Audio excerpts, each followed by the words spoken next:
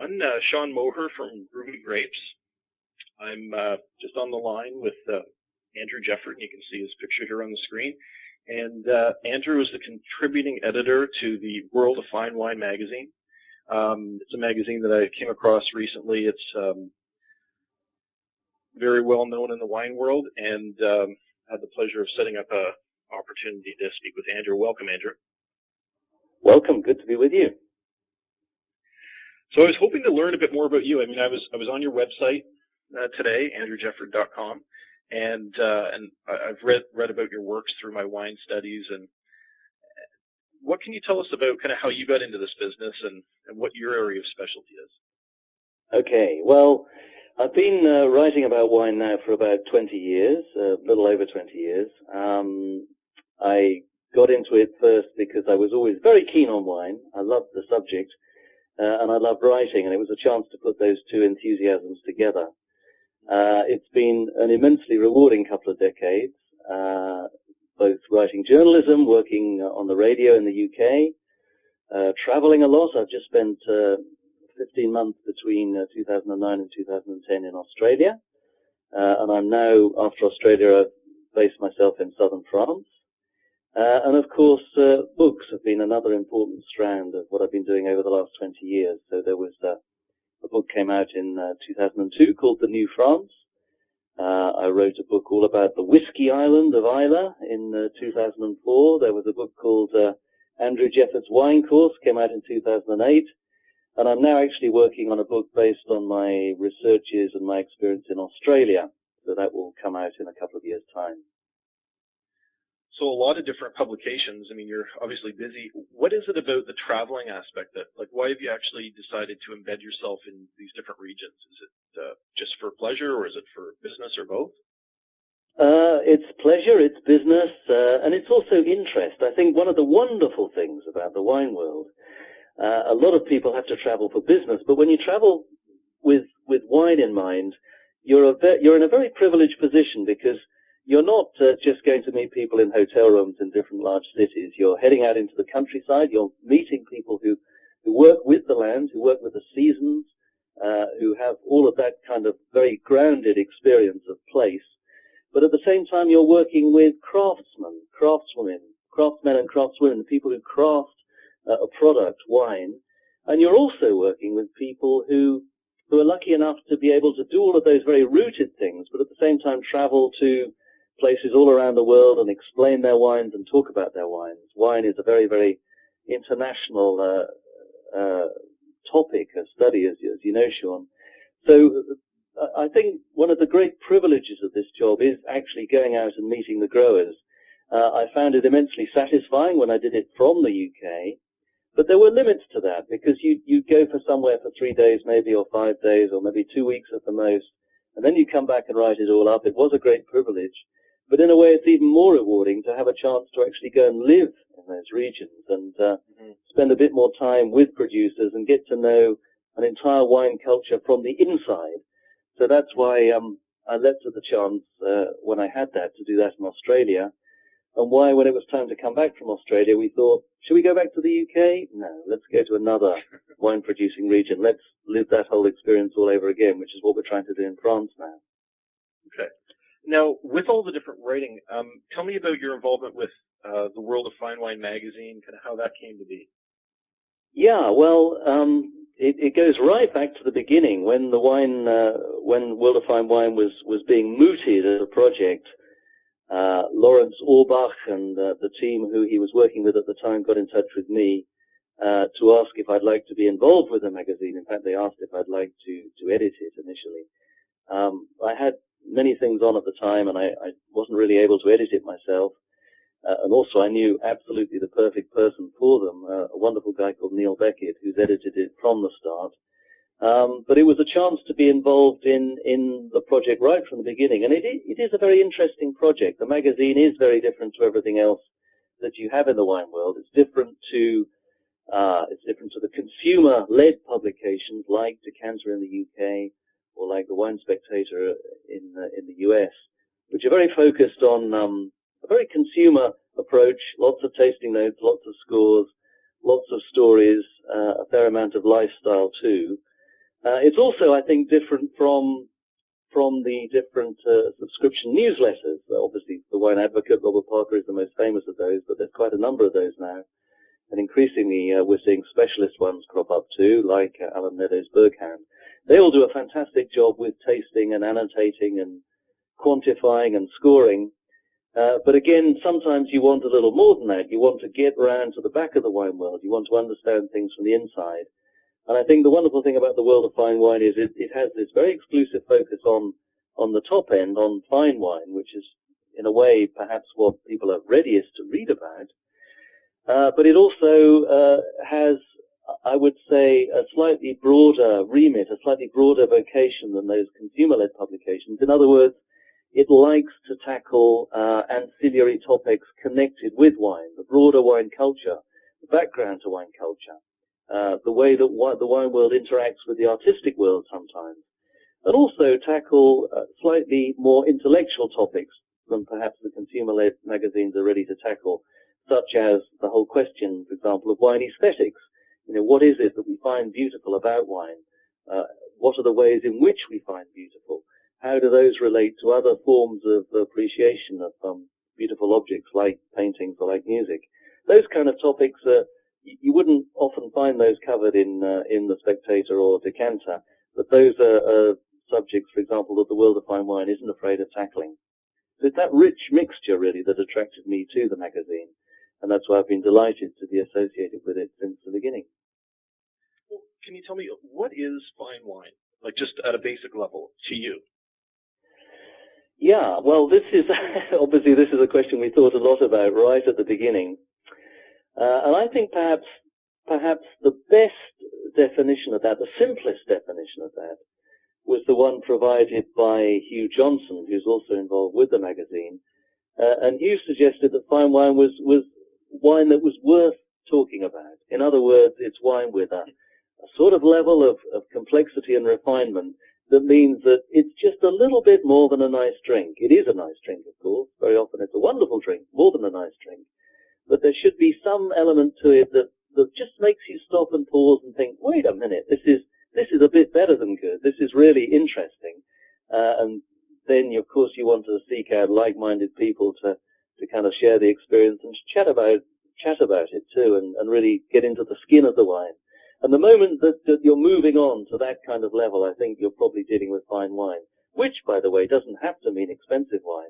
There are plenty of up-and-coming fine wines that you can get at, $15, $20, $30 a bottle, US dollars a bottle.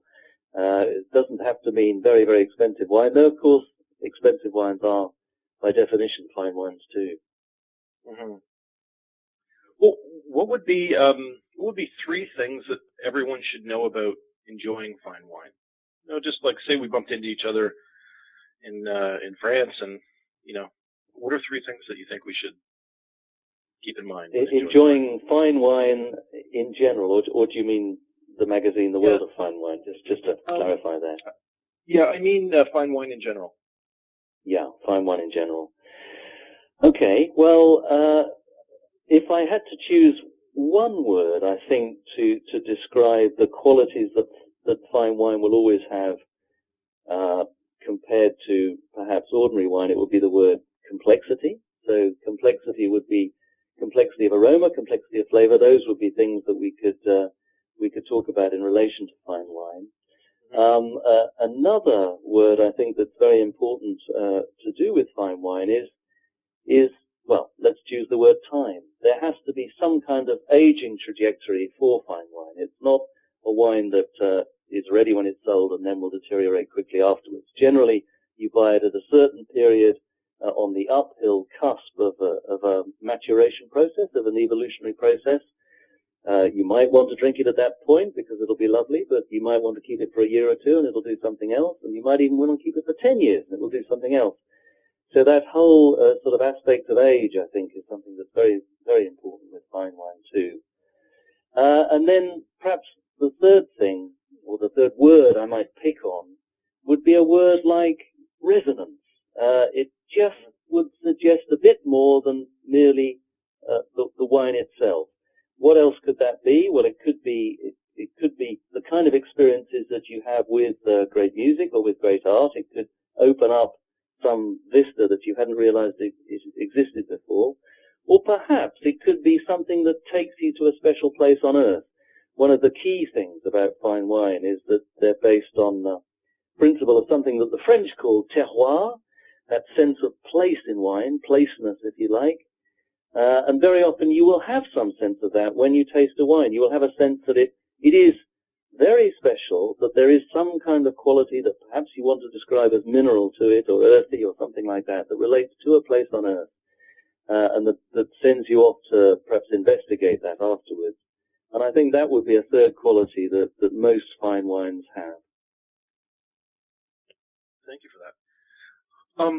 What about two interesting regions? Again, I'm grossly generalizing, so bear with me. Sure. But two interesting regions that you're researching or writing about at the moment that just kind of come to mind. Yeah, sure. Well, I mean, one region I've been visiting recently and I've been writing a lot about just in the last week or so is the region of Rioja in Spain. A lot of people will know that name. Very often they will associate it with a kind of easygoing, friendly, open-armed, kind of well-aged red wines, often with fairly evident oak on them. That's been the historical past of Rioja, but I think Rioja actually is in a very interesting point at the moment because for me, it's of all the wines in Europe, if you were really looking for another red wine that in terms of mid-weight wealth and complexity and accessibility had something in common with Red Bordeaux, I would probably choose Rioja. And there are a lot of new producers now in Rioja very much working with vineyards, with single properties, with single villages. They're prepared to sell their wines in a much younger state than they used to be sold before. They're working with all the classic ways in which you make fine wine, like lower yields, for example, and a lot of hard work in the vineyard to absolutely produce the best grapes you can. And they're producing a completely new set of wines, which I think is beginning to redefine the way we think about Rioja. And I think another thing to remember about Rioja is that it's not sunny Spain writ large. In fact, much of the best quality land in Rioja is between 500 and 900 meters up above sea level. It's right up in northern Spain. Within about 60, 80 kilometers, something like that, you can be actually on the Atlantic coast. So it's a relatively cool region at that northern end. And I think some of that freshness and that vivacity that's been missing in Rioja in the past is now apparent in some of these new wines I've been describing. So that would definitely be one region. Another region I'm very excited about and I've spent a lot of time in recently is a region called Roussillon, Roussillon, Roussillon, right down in the south of France. It's actually on the Spanish border. Some of the people listening may know the Spanish region of Catalonia. Well, Roussillon is the part of France that often describes itself as French Catalonia or even North Catalonia.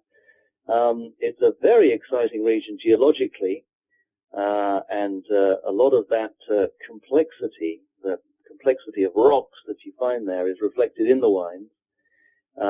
Very, very interesting sub-regions to it. There's a fantastic area called the Islay Valley.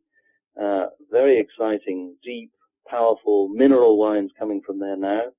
But I've also been doing a fair bit of work on the actual coastal strip of the Roussillon region, the bit that's next to Spain itself.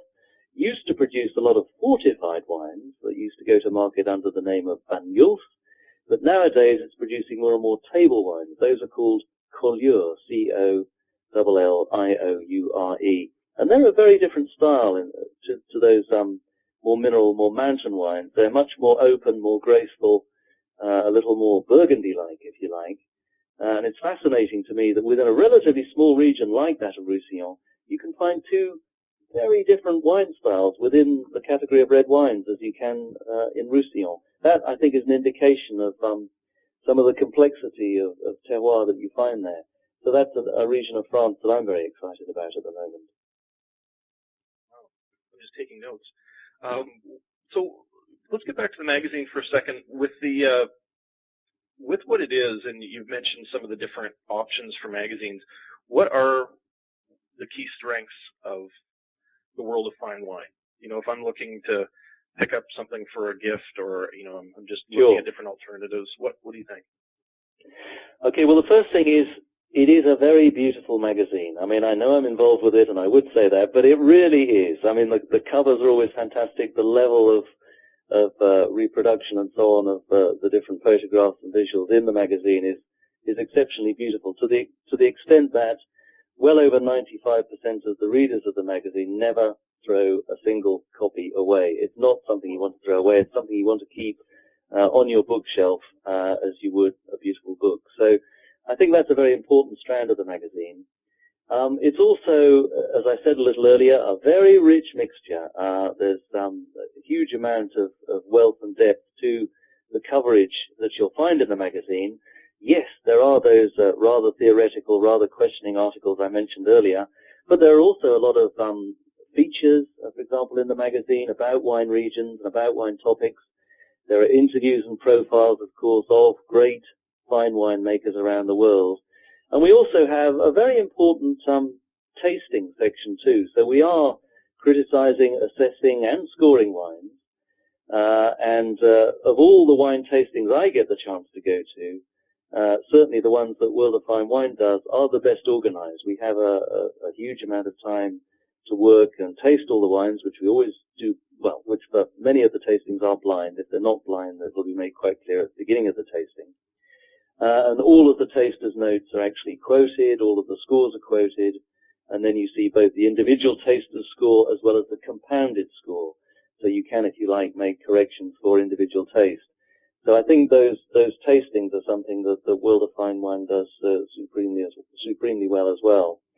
So Andrew, just on the point about the tastings.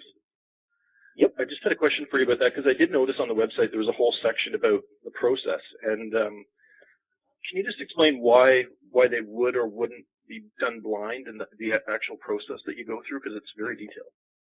Sure, yeah. Well, the tastings which we do blind are those where we're trying to reach a qualitative conclusion about a region or, for example, about two regions. Recently, for example, as I said, I've spent 15 months in Australia between 2009 and 2010. One of the tastings we organized was a comparative tasting of Cabernet Sauvignon-based wines from Margaret River and from Coonawarra. Those are perhaps the two best-known wine regions for Cabernet Sauvignon in Australia, to try and establish which was, if you like, producing the best Cabernet. In the end, Coonawarra won, but there was a good, strong showing from both sides. So obviously that's the kind of tasting that you really have to do blind. If you knew what the wines were, you couldn't reach that same independent sort of conclusion. With the wine tastings that we do where the wines are cited are those where we're, for example, Burgundy, an immensely complicated region. If you want to look at, for example, the wines of a single village, you want to look at all of the Premier Cru, or perhaps the Premier and Grand Cru of a particular village in Burgundy. In a way, that's a sort of almost impossible tasting to do blind, because the number of different possibilities are so enormous that you're faced with. Villages often have 30 or 40 different Premier Cru to them, and sometimes 2 or 3 Grand Cru as well. And it's only easy to make sense of that if you're actually looking and finding out which vineyard a particular wine came from, and seeing how well a particular grower is doing with this or that vineyard. It doesn't mean that there's any kind of critical abrogation. You're still using your critical faculties. It's just you can make more sense of the results, if you like, if you actually know what you're tasting, than you can if you just had a blind range of Burgundies. If you just had them all blind, you could say, well, this is a good village, this is not such a good village, this is the best grower, this is not such a good grower. But if you're really trying to understand the terroir, the nuances of terroir, the nuances of difference between all of those different Premier Cru, I think you have to do it with some sight of the label, or at least that's the way to make best sense of it. So those are two examples of what we might do in each way, if you like. Thank you. Wow, this is great. So that's kind of the end of my questions. What's one thing you just kind of leave us on about, the magazine and what's upcoming that we should have a look for? Okay, well, I should stress I'm not the editor, so Neil Beckett is the guy who really knows absolutely everything that's upcoming. But what I will just tell you a little bit about is a particular column that I write for the magazine every every issue. It's called One Bottle. The idea is I get the chance to write 900, 1,000 words, not about lots and lots of wine, but about just one bottle that's made a huge impression on me. Has to be the greatest bottle or the most moving or exciting bottle I've tried in the last 3 months.